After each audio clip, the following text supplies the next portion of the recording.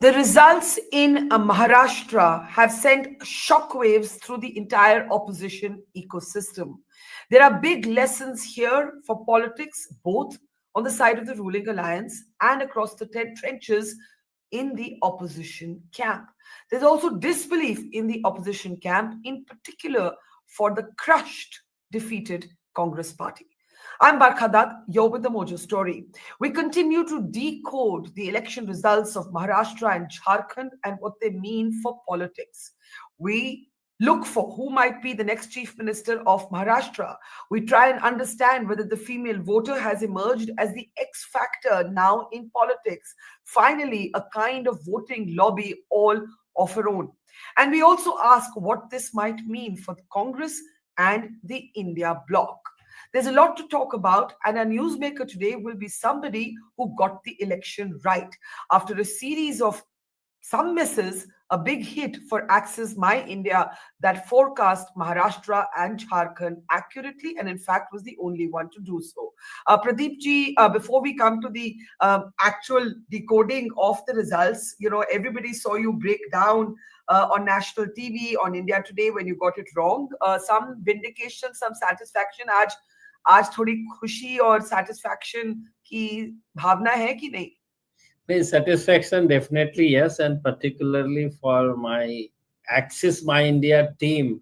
I mean, this is very important to motivate them, to encourage them. This success was important at this juncture. तो बहुत जरूरी था और वो हुआ, तो it is motivated and to do good work. Well, congratulations to you for getting it right at a time when people had started losing faith in exit polls. You were very, very accurate, especially on Maharashtra, where everyone was talking about a hung assembly. You gave a clear win to the Mahayuti, and that is exactly what has happened. Are you surprised by the scale of the win? Barkha ji, we have given as many as 200 seats in favor of UT.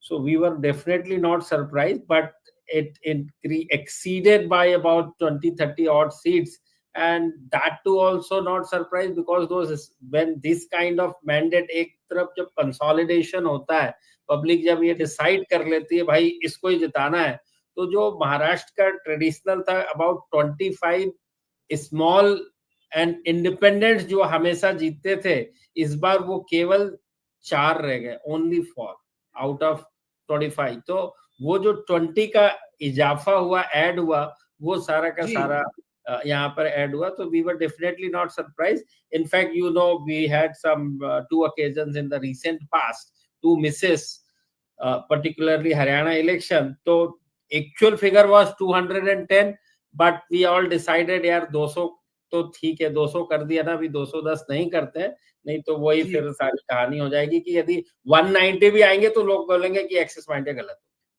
है. तो आप इस बारी over cautious रहे, अगर over cautious नहीं रहते तो और भी ठीक होते. हाँ, कह सकते हैं सर. तो अब आते हैं और आपको congratulations. I'm sure you're feeling better, if not very good. And in a sense, this is life, hits and misses, and you have got it bang on this time. So congratulations to you. अब आते हैं on what the lesson is. कैसे समझिए हम इन चुनावों के नतीजों को, क्या इनका मतलब है? What is the big takeaway for you? एक पॉलिटिक्स जो बिल्कुल फ्रैगमेंटेड लग रही थी टिल जून. आप जून 2024 तक देखें तो Maharashtra was looking like impossibly fragmented, divided, as you said, multiple small parties. अब 4 ही रह गई relevant.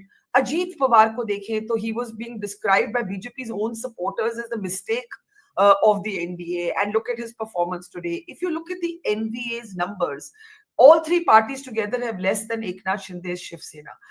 ये कैसे समझे हम इस नतीजे को? देखिए, दोनों स्टेट की बात करें तो strong pro incumbency in favor of the respective state government first of all. But वो pro incumbency कहाँ से आ रही है? That's the big question. जब भी कोई सरकार रिपीट करती है तो उसकी केवल एक ही बड़ी वजह होती है, छोटी छोटी वजह बहुत सी हो सकती है. एक ही बड़ी वजह होती है सरकार रिपीट करने की, वो है डिलीवरी. मेरा इसे delivery of governance on various account. उसके बिना कभी कुछ जो रिपीट नहीं हो सकती गवर्नमेंट. तो हम लोगों ने जो जमीन पे देखा दोनों स्टेट में, कहीं पर कोई भी तरह का डिस्कंटेंट, एंगर इतना सा भी नजर नहीं आया, इतना सा भी नजर नहीं आया। इसकी वजह से हम 2/3 और 70% से ज्यादा विक्ट्री को प्रिडिक्ट कर पाए। दोनों जगह हमने 70% किया है। महाराष्ट्र में वो 70 बिकम 80%, अपनी सीट की बात करें तो 288 में से यदि 70% एग्जैक्ट लगाते हैं तो 200 सीट आती है, बट वो आके और भी बढ़ गई है। तो जब ये 70% टाइप से 2/3 से भी ज्यादा की विक्ट्री होती है तो डिस्कंटेंट का कोई सवाल ही नहीं उठता। दूसरी 3-4 जो सबसे बड़ी वजह थी व्हेन आई से डिलीवरी, ऑफ कोर्स जो सबसे फ्लैगशिप स्कीम इन दोनों स्टेट में थी, वहां पे मैया सम्मान योजना और यहाँ पे लाड़की बहन योजना, जिसके तहत वुमेन को हर महीने पैसे दिए जाने, और दोनों जगह अगस्त में, यानी कि 3 महीने पहले ही शुरू हुई है दोनों जगह पर।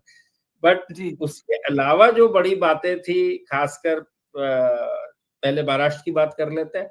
महाराष्ट्र में हुआ ये कि हम हमेशा पिछले इलेक्शन, जो भी पिछले इलेक्शंस होते हैं रिसेंट पास्ट को, उससे we try and compare the outcome of this election.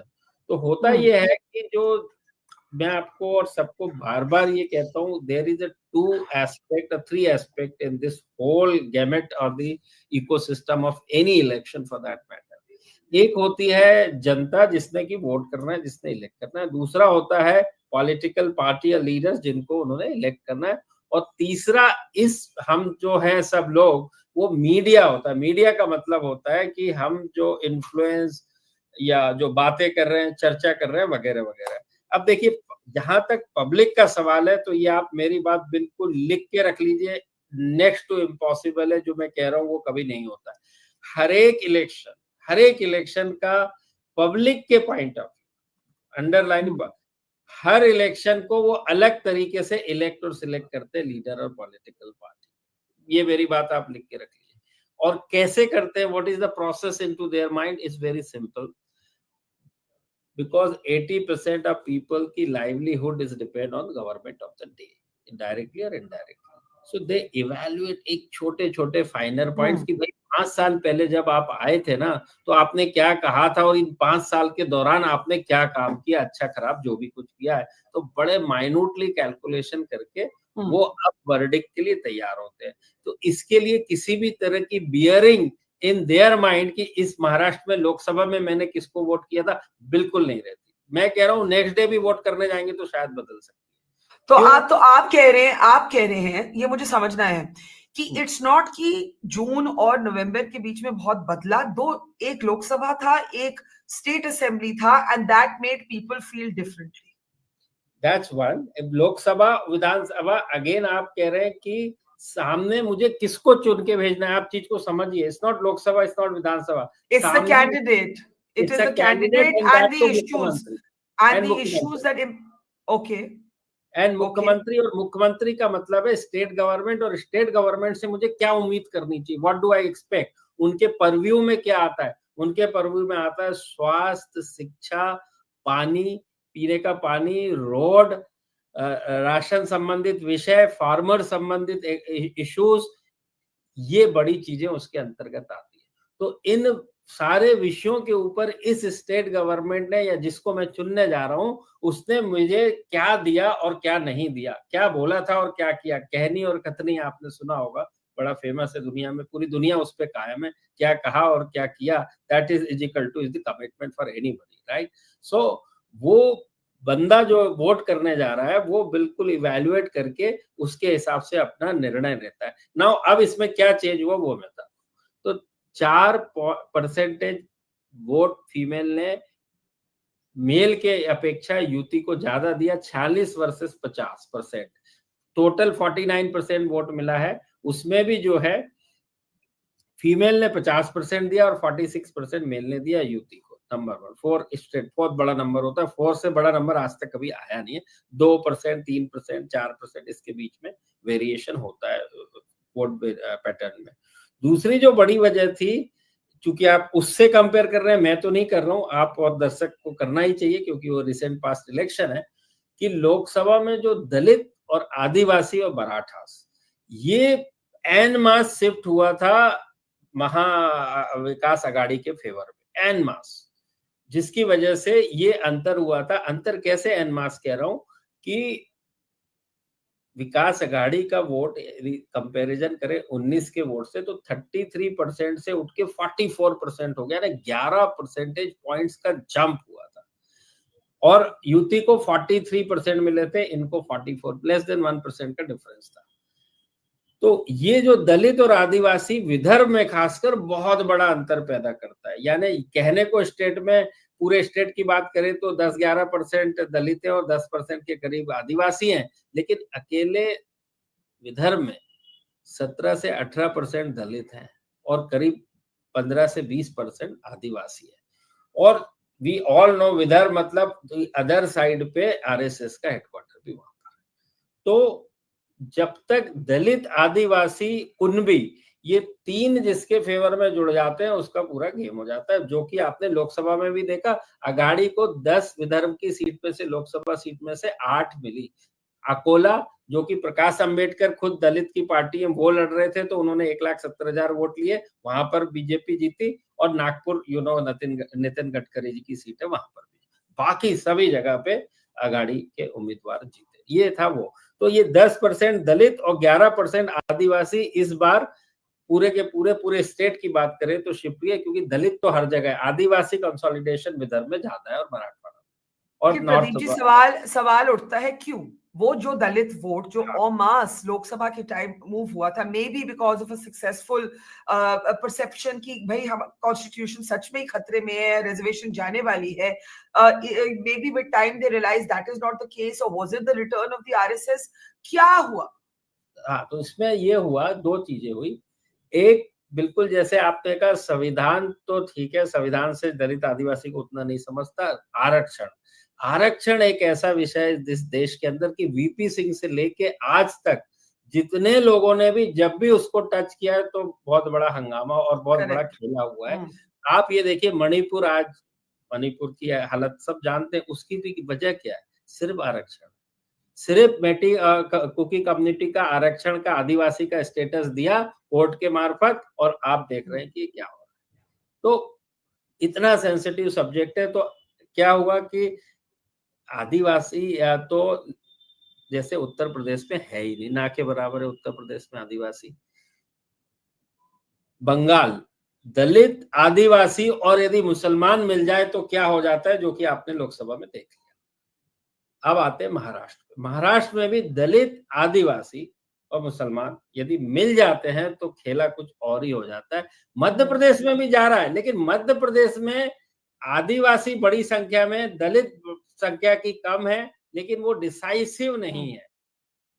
वहां आप समझ रहे हैं, डिसाइसिव, वहां मुसलमान की पॉपुलेशन 6 से 7% है। तो वो जो इक्वेशन है वो नहीं बन पाता। 2 दलित वहां जा रहा है, बट आपको जीत में नजर नहीं आएगा। वो नजर इन तीनों राज्यों में आया, जो कि एक अलग ही फर्क कर दिया। तो आप ये कह रहे हैं कि जो लोकसभा में दलित और मुस्लिम एक तरह से एक तरफ हो गए, इन पर्टिकुलर आदिवासी भी, उत्तर प्रदेश में तो आदिवासी भी तीनों जगह पे, यानी कि दोनों जगह।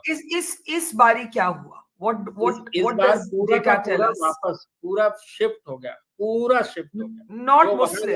Not Muslim, not Muslim.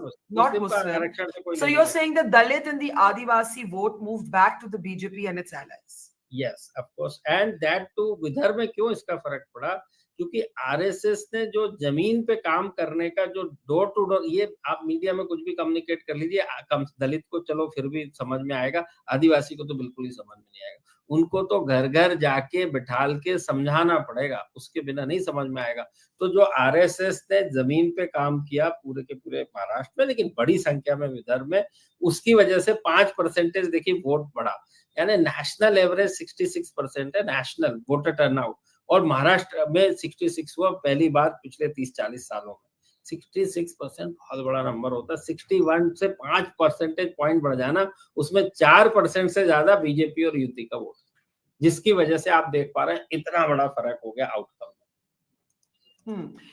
अब ये बताइए मुझे कि इसका कारण क्या आरएसएस अकेले था, रिटर्न ऑफ द आरएसएस, की कुछ और भी था? नहीं, देखिए आरएसएस का तो काम केवल लोगों को वोटिंग बूथ तक पहुंचाना था, उसकी सबसे बड़ी वजह ये थी कि बीजेपी किसी भी कीमत पे महाराष्ट्र, चूंकि महाराष्ट्र के अंदर ही बॉम्बे आता है, वो हारना नहीं चाहते थे, हारने का जोखिम ले ही नहीं सकते थे। तो आप ये देखिए कि बेंगलोर, हैदराबाद, कलकत्ता, दिल्ली, ये सारे के सारी जो सिटीज हैं, मेट्रो पावर हाउस जो है, उस हिसाब से ये अपोजिशन रूल्ड स्टेट गवर्नमेंट्स हैं। और ओनली बॉम्बे एक ऐसा था जो कि यहाँ पर था, तो सवाल ही नहीं उठता।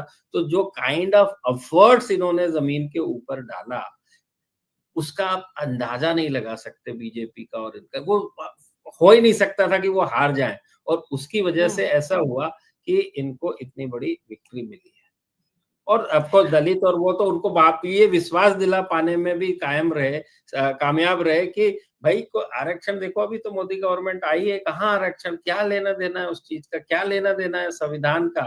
जो तो फिर लोग भी कहते हैं, मैंने कहा ना, कहना और करना, तो जो कांग्रेस या अपोजिशन पार्टी ने कहा, वो दिखाया, संविधान दिखाया और उसको दिखाया, बट उसके टेंजिबल कुछ प्रभाव तो होना चाहिए, कुछ उसका तो कुछ इम्पैक्ट तो होना चाहिए। जो आप बात कर रहे हो तो सबको साफ साफ नजर आ रहा है, भाई इसका तो कोई इम्पैक्ट ही नहीं है, ये दिखाते बस है, बट होता कहाँ पर, जमीन पे कुछ भी नहीं हो रहा, और उल्टे पैसे और आ गए मेरे अकाउंट में। वो वैसे भी देखते हैं, भाई इनने ऐसे किए, इसकी वजह से ये डरे, इसकी वजह से पैसे आए, इसलिए हम वोट करें।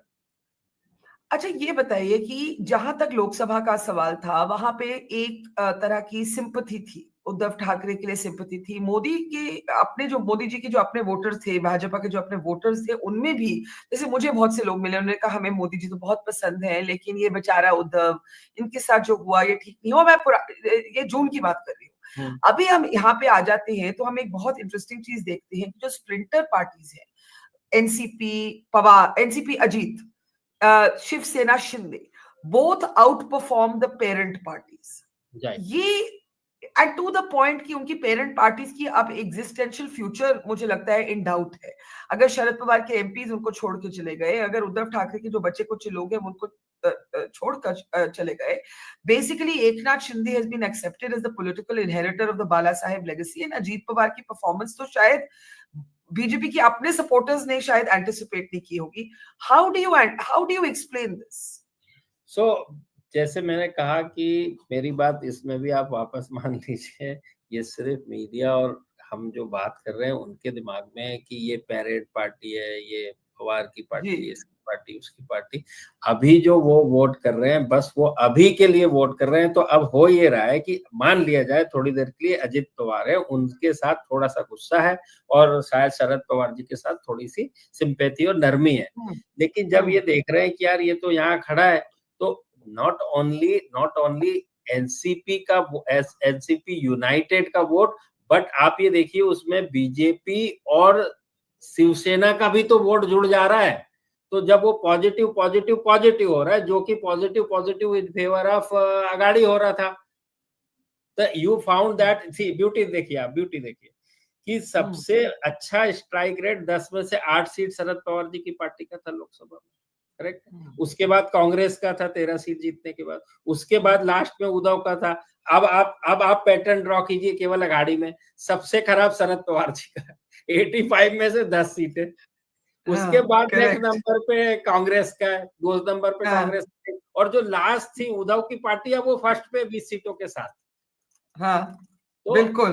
तो इसका क्या मतलब हुआ? तो मैं वापस कह रहा हूं, ना ऐसा कुछ होता कि किसकी पार्टी किसकी क्या लेगेसी, ये सब कुछ नहीं है। आज इस इलेक्शन में ये हुआ है, हो सकता है आने वाला जो इलेक्शन होगा उसमें फिर परिवर्तन हो जाएगा। तो आप भी जानते हैं अच्छी तरीके से बरखा जी, राजनीति में इसीलिए कहा जाता है कि कोई नेता, कोई पार्टी कभी खत्म नहीं होती, यदि वो कोशिश कर रहे हैं। तो अब कोशिश ही नहीं करेंगे वो एक अलग बात है, बट पब्लिक की नजर में वो कभी खत्म नहीं होती।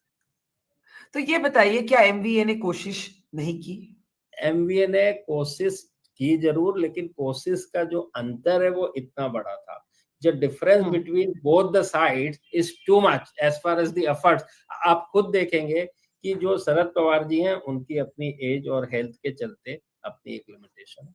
दूसरे एंड पे कांग्रेस के अंदर आप देख रहे हैं कि सिर्फ एक नाना पटोले जी जो हैं आपको दिखेंगे कि फोर फ्रंट पे, बाकी मोस्टली जो बड़े और पुराने लीडर्स हैं वो आपको फोर फ्रंट पे या जमीन पे उतने नहीं दिखेंगे। उसके बाद राहुल गांधी जी, आप खुद मुझे बता दीजिए कि लोकसभा में कितनी बार, जबकि लोकसभा तो पूरे देश का चुनाव था, कितनी बार वो महाराष्ट्र में आए और कितनी कोशिश की, प्रियंका गांधी जी ने कितनी कोशिश की वर्सेस इनके दूसरे दूसरे तरफ वालों के। तो दोनों के एफर्ट्स में उनका तो ये ज्यादातर समय उसी में चला गया कि चीफ मिनिस्टर कौन हो। कितनी बार उद्धव साहब ने दिल्ली भी गए और उनकी मीटिंगें हुई और फिर फाइनली पवार साहब को कहना ही पड़ा कि भाई देखो जिसकी ज्यादा सीट आएगी वही होगा बस। उसके बाद सीट शेयरिंग के मामले आपने देखे, सीट शेयरिंग के मामले में भी इनके बीच में काफी समय लगता है क्योंकि ये आइडियोलॉजिकल डिफरेंसेस हैं। देखिए एक पार्टी बॉम्बे में है, शरद पवार जी फिर भी कहें तो बारामती में है, और ये दिल्ली में है, तो जो कोऑर्डिनेशन होता है जो वो बड़ा मुश्किल होता है, खासकर जब जब आप अपोजिशन में हैं। यहाँ पे बीजेपी चूंकि पोजीशन में पोल आई मीन सेंट्रल में है, तो कुल मिला के दोनों फ्रैक्शन जो दूसरे जो फैक्शन है शिंदे सेना और अजित पवार, उनको सुनना ही पड़ता है। तो उनको उतना समय नहीं जाता, इनको काम करना पड़ेगा because you are in the government. तो उसकी वजह से भी इन्होंने एफर्ट्स ज्यादा किए।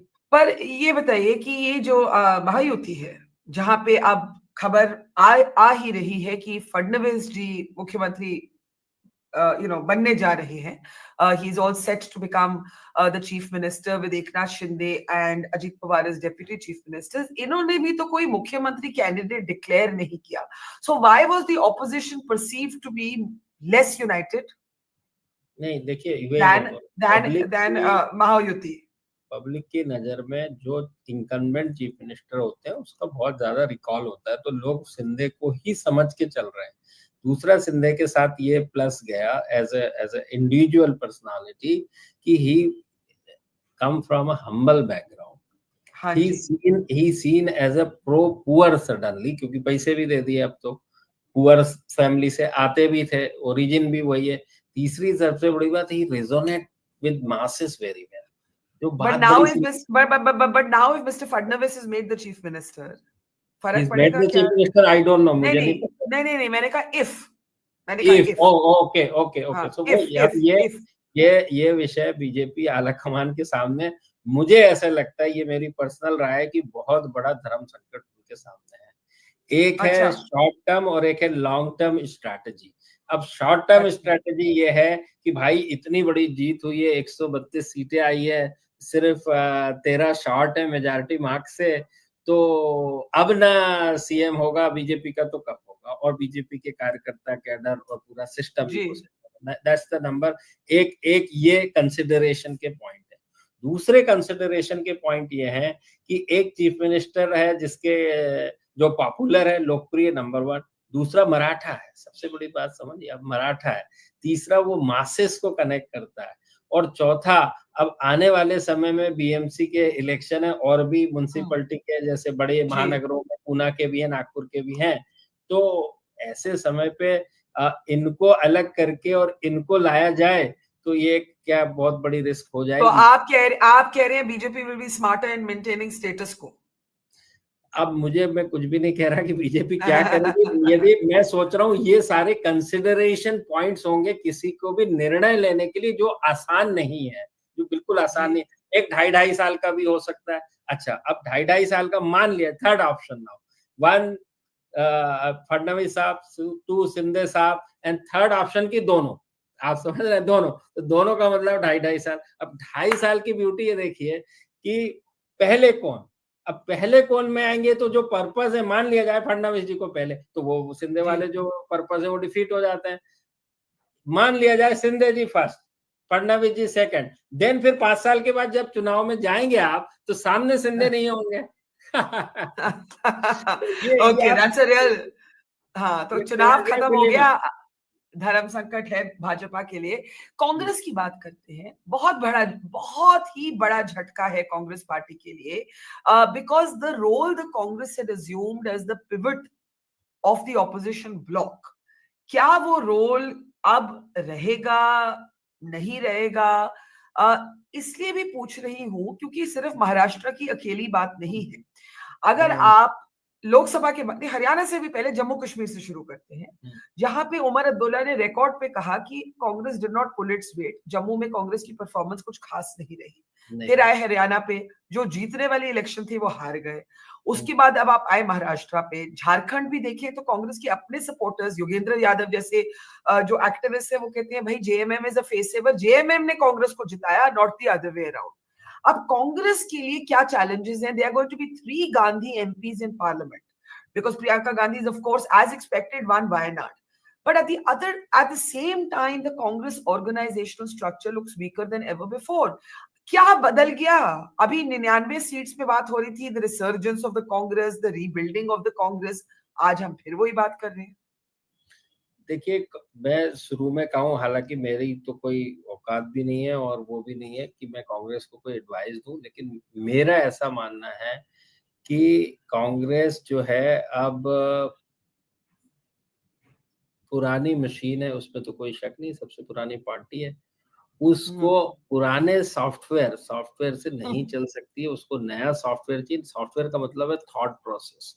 अब वो जो पुराने जमाने की थॉट प्रोसेस थी कि पिछले चुनाव में क्या हुआ है तो अब वैसे ही होगा, वहां ऐसा हुआ है तो यहाँ ऐसा होगा, अब ये सब बिल्कुल सबको प्रूवन हो चुका है, ऐसा कहीं पर भी कुछ होता नहीं है। आपको हर बैटल के अंदर वही शिद्दत के साथ, वही उसके साथ जाना है। ये ऐसा कुछ भी नहीं है कि जो आप हमको हमेशा 60 साल से वोट दे रहे थे तो अब दे देंगे। ये बार-बार ऐसा सोचने पे मजबूर हो जाती है कांग्रेस, बिकॉज़ वो थॉट प्रोसेस वाली है। यदि ये ऐसा सोचने पे मजबूर नहीं होते तो पूरे के पूरे कांग्रेस के लोग यहाँ पर महाराष्ट्र के अंदर बैठे होते, कम व्हाटएवर में। वो किसी भी तरह हारना नहीं चाहिए। वो एक जो जज्बा होता है ना, वो सब रीजनल पार्टियों में आप देखिए, मैं क्यों ये कह रहा हूँ कि पुरानी मशीन चीज समझिए आप कि जेएमएम, अब जेएमएम को देखिए कि कितने ज्यादा बैकफुट पे जाने के बाद, चंपई सोरेन के वो करने के बाद फिर भी लड़े। नीतीश कुमार को देख लीजिए, जब मांझी को बनाया था वही वाली बात थी। ममता बनर्जी को देख लीजिए, आपको मैं गिनाते जाऊंगा जितने भी लीडर, आपको एक के बाद एक के बाद एक के बाद, लेकिन आप ये देखेंगे कि उनकी जो इंटेंसिटी है टू फाइट द इलेक्शन में और कांग्रेस की इंटेंसिटी में, छोड़िए बीजेपी की, बाकियों की देख लीजिए आप, जमीन और आसमान का फर्क। स्टालिन को देख लीजिए, स्टालिन की हालत तबीयत कितनी खराब थी, बट वो चूंकि जयललिता जी ने उस समय रिपीट कर चुकी थी, वो ऐसा मान के बैठे थे कि हर 5 साल में तो चेंज होता है। फिर उसके बाद क्या हुआ? वही चीज केरला में हुई। केरला में भी हर 5 साल में आजादी के समय से होती थी government change, but Pinarayi Vijayan ने रिपीट कर दिया। वहां भी कांग्रेस सामने थी और कुछ नहीं कर पाई। पहले से ज्यादा सीटें लेके आए पिनराई विजयन, 90 सीट आई, जो कभी 80 से ऊपर होती नहीं थी जीतने वाली पार्टी के लिए, 140 में से। तो ये जो चीज है ना, सिर्फ यदि वो ये समझ जाएंगे कि आज की जो समय है, आज जो अपोजिशन पे सामने आने, उनका प्रतिद्वंदी जो सामने है, उसको हराने के लिए जो चीज चाहिए, जैसे कि भारत जोड़ो यात्रा की थी, बहुत बड़ा अच्छा एफर्ट था। भाई महाराष्ट्र में क्यों नहीं कर रहे आप इस तरह के effort? I am not saying कि यात्रा कर लो, but I am saying where you seen on the ground, उस इंटेंसिटी के साथ, उस कंसिस्टेंसी के साथ, उस कंटिन्यूटी के साथ। जब नतीजों के दिन जब हमने कांग्रेस के प्रवक्ताओं से ये सवाल पूछा, तो उन्होंने कहा कि महाराष्ट्र को एक हाइपर लोकलाइज्ड इलेक्शन समझा गया था और इसीलिए राहुल गांधी बहुत कम गए महाराष्ट्र, क्योंकि वो ये नहीं चाहते थे कि बीजेपी उस इलेक्शन को नेशनलाइज कर ले। इस पे आप क्या कहेंगे? क्या ये गलती रही? Was this a hyper localised election? Because Modi ji भी इतना नहीं घुसे महाराष्ट्र के मैदान में। नहीं, मोदी जी जितना घुसते हैं किसी भी स्टेट के इलेक्शन में उतना ही गए, इसमें कहीं कोई शक नहीं। एक आध रैली या 2 रैली कम हो जाए, क्योंकि उनको ब्राजील जाना था, ठीक है, वो वहां पर समिट था, तो ऐसा कुछ नहीं है। लेकिन जहां तक वही सोच की बात मैं बोल रहा हूँ कि आप जब तक ये सोचते रहेंगे कि जैसे कि अब मान लिया जाए 3rd टर्म चल रही है यहाँ पे, सेंट्रल में चल रही, मान ली 3rd टर्म चल रही, तो एक जनरल थॉट प्रोसेस या क्या कहती है, अब तो होगी यार एंटी इनकम्बेंसी। एक प्रोसेस ये है, तो अब तो हम तो जीतने ही वाले हैं, ये नहीं है तो हम ही तो हैं जहां पर भी हैं, जो भी स्टेट फाइट है वहां पर, तो मतलब एक अपना टाइम आएगा वाली फिलोसफी। अपना टाइम आएगा, क्योंकि ये फेल होंगे हम कुछ भी ना करें तो अपना टाइम तो आएगा, अपना टाइम है, क्यों ये फेल होंगे तो हम तो खड़े हैं, बस वो इस सोच के चलते इतनी रीजनल पार्टी पैदा हो गई, इसी सोच के चलते, नहीं तो क्यों पैदा होती थी? क्योंकि वो आदमी आके काम कर रहे हैं ना भाई, वो आपसे बहुत नीचे माइनस से आ रहा है और आप तो ऊपर बैठे हुए सिंहासन पे।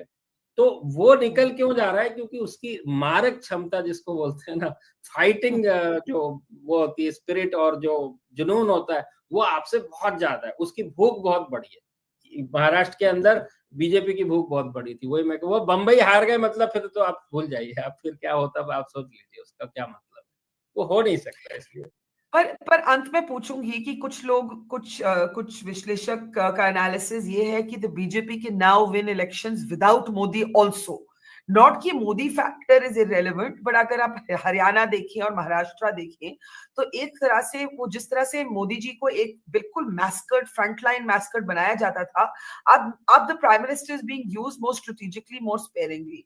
ये क्या शिफ्ट हुआ है? नहीं, ये बिल्कुल सही शिफ्ट है, आप सही सोच रही हैं, सही दिशा में सोच रही हैं, क्योंकि जब रिपीट कर रहे हैं ना आप गवर्नमेंट, तो मैंने कहा ना स्टेट गवर्नमेंट, जो भी गवर्नमेंट रिपीट हो रही है उसके परफॉर्मेंस पे है।